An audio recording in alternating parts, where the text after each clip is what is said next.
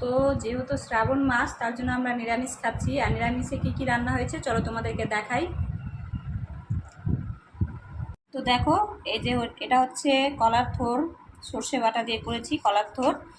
আর এটা হচ্ছে কাঁকরোল ভাজা, এটা কিন্তু কাঁকরোল ভাজা।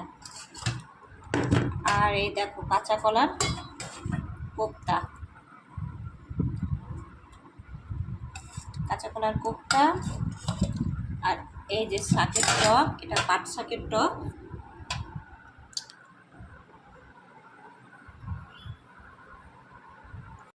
আর এটা হচ্ছে বেগনি ভাজা। আর এখানে আছে ভাত।